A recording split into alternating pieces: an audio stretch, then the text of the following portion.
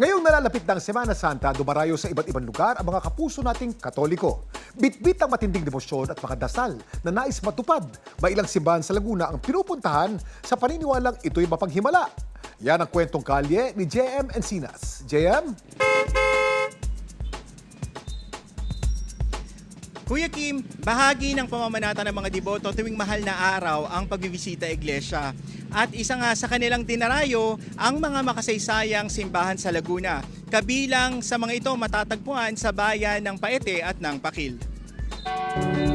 Isa sa mga dinarayong lugar tuwing mahal na araw ang probinsya ng Laguna dahil sa makasaysayan at mapaghimala umano nitong mga simbahan. Itinuturing na pilgrimage site ang parokya ni San Santiago Apostol o Simbahan ng Paete sa Laguna.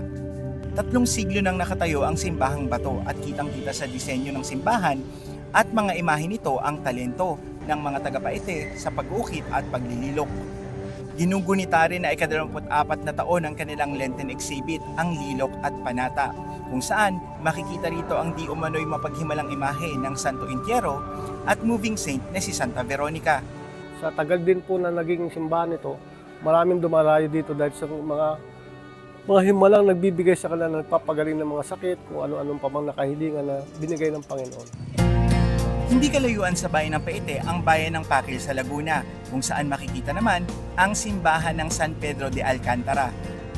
Dito matatagpuan ang sinasabing mapaghimalang larawan ng Birhen ng Turumba. Ito ay imahe ng Birheng Maria bilang ina ng 7 habis na sinasabing natagpuan sa lawa ng Laguna noong 1788. Si Ellen, ilang beses na raw natupad ang mga kahilingan sa mahal na Birhen. Yung time na ooperahan ako, hindi na siya natuloy dahil yun sa pagbabalik loob ko sa mahal na Birhen. At binigyan niya kami ng anak. Ngayong araw rin, ang unang lupi ng Nuestra Señora de los Dolores de Turumba.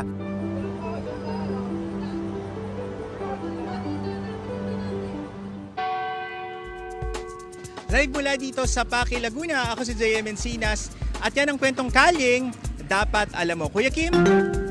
Maraming salamat, JM Encinas, at happy weekend.